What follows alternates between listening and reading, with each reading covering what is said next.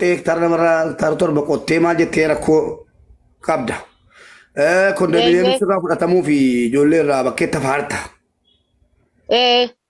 إن بوين يورب بيجي من مانكي كنا من مانكي كون سيناتا يورب بيجي بريكم اللي بفرق كنا أكنا مسرا كفلو نعوش سيسا تقان سينجدا ربين nama tu naannoo asitti rakkamtee ergama dhageesse rakkamtee ergame gofaa rakkoon kee kun dhugaadha yoo ta'e dhageesse yoo cinqamaa jiraatte yoo dhugumatti yatiima guddisaa jiraatte yoo dhugumatti qonnaa qottee ati milkaa'uu dadhabdee rakkoo keessa jiraatte uffata namaa miicii jiraatu akkuma jette fayyaa qabda mana kee sirraa fudhatamuu deemu immoo idaa kana akka namni sirraa kafalu ni goona yoo rabbi jedhe waadaan sii gala kuma dhibba fudhachuun baay'ee salphaadha.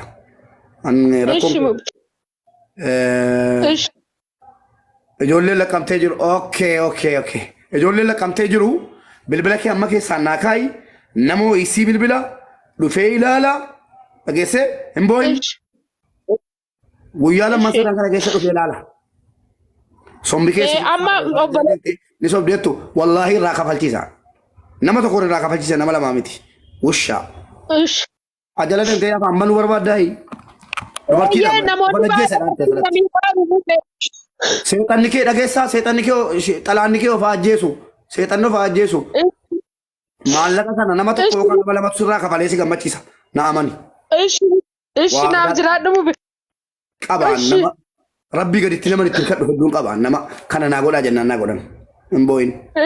Mube ati isaan duukaatti deebitee qabamtee maaliinati warra kamii akka barbaadan ijoolleen sun dhufanii dhageesse waa tokko hin dhiphatin akka waan sirraa kafalametti ilaali rakkoon kee kun dhugaa ta'e jennaan ijoollee si ergina guyyaa lamman kana keessa dhufanii si ilaalu akkaataatti jirtu waa'ee mana keetii waan amma himatte hundasaa ragaa barbaadu ragaa san argatanii jennaan namicha abbaa maallaqa sirraa qabu wal qunnamnee akkaataatti atis finfinnee yookiin dhuftee bakka tokkotti wal argitanii maallaqni isaa kennamee fi walii mallateessanii mana kee duwwaa si goona natsaa si goona. Ishi mube elaa finfinneen jira ammayyuu finfinneen jira finfinnee keessaati kaleessa kanaan dura jechuudha dhiyooma kana akkasiin himadheetu sin argatin leencoo faatti galee himadhee gaafa sana sukkaarri koo garmalee ol ka'ee leencoon na Emboo'in maallaqni kee kawaama kafalametti ilaali.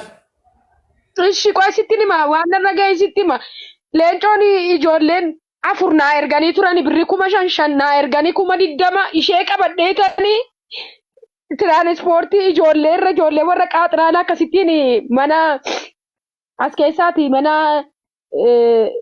booniitti ol arginee isaanii Dirredawaa deemaa irraadhaan ijoolleen fe'umsaa isaanii wajjin qaaxiraa deemaa bulee antinaan dhaqee wucaalee dhaqeen amma dhaqee saalbaajii simmedhee manarree dhufee kun finfinnee mana obboleettii kooti askoo keessan jira garanitti galagalu dhabeera bakka muumee bakka koo bu'ilaa rabbiin sodaadhu rabbiidhaan si qabeeran. Rabbiin si qabeera bakka sammuun na dideera finfinnee keessa jira askoo ijoollee wajjin boola arguu dandeenya. Yoo manni kee sirraa kafalame intas gabbooftaa? Eeyyee bakka waan biraan barbaadu manichuma duwwaa naa ooshi. Yoo nama waa tokko sitti himoo? Nama 954 jira miti? Eeyyee. Dhageessaa? Komentii maaliin cuftanii uummataa? Intufinaa komentii uummata irratti. Nama 450 jira. Uummata keenya kabajamoo namni haadha hin qabne hin jiru haadha dhaadhanne. Abbaan koo al tokko hidhamee haati koo waa hedduu taate. Guddisuuf jecha. Dhugaan sin itti hima. Eeyyee haadholiin kanaa ol ta'u. Haati ilmoo guddisuudhaaf kanaa ol gatii kafalti. Dhugaan sin itti hima. Tarii nuyi jireenyi nuu tolee jennaan jireenya gaarii keessa jirra ta'a. Tarii haati keenya akka haadha kanaan dhamaane ta'a. Carraadha. Haati baay'ee rakkatti. Haati baay'ee dhiphatti. Haati waa hedduu taati. Haadha boossu arguun barbaadu. Birrii 50,000 asii galcha. Bor. Tokko jedhe. Feetu kafaladhu. Feetu waan barbaadu. Mee namoonni kan biraa? Namoonni kan biraa? Mubee ko seenaan beetti seenaa gashimee mubee. Seenaa kam? Mubee ko. Seenaa gasheela seenaa beetti wal beeku natti fakkaata isheen beetti seenaa nyuu nagarcheedhaa turte. Eeyyee. Hello Mube. Nagaan sinii fata'u. Nagaan si billee ta'u. Ni beektaa nama kana?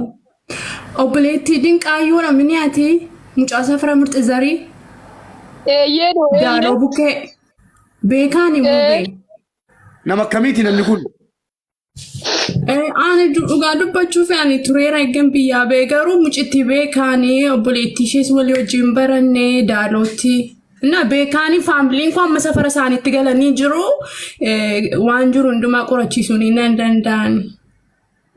Okay. Malee dambittiin beekaan ishee iyyuu durri xinnoo ta'een beekaan beektaa? Birii kuma dhibba afran kana akka taane waan goone irraa kafallaa yoo rabbi jedhe.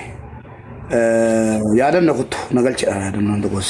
Mee warra zeela jirtan koppiliing sheer godha amma haa jaabboleessa keenya doolaara 500 arganne irraa maamaanii tokko ergiteetti ta'ee hin ergine ta'ee hin beeku. Itti ergite kaatee biroo? Mube an akkaawuntii ishee irratti birrii 20 nangadha. Adoon meeqa akka ta'u birrii paawundii 200 nangadha. Seenaa walitti qabanna seenaa 20 galchine. Kan koosa kan keessa kan hundaayyuu bakka tokkotti walitti qabanne 400 irraa kafalla. Kan isin lammata miidiyaatti hin deebine jechuudha. Rabbi nu gargaara. Riyaasa diyaafur hin dhagaa. Doolaara 100 nu gaafadhu. Anis riyaasa diyaafur nan fida.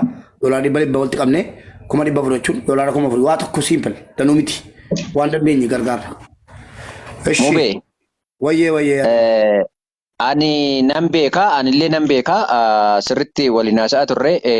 Sanyiin daashuu biratti haasa'aa turte miti miidiyaa caffee. Wal beennaa yeroo baay'ee dubbachaa turte akka carraa miidiyaa caffee kan jedhamu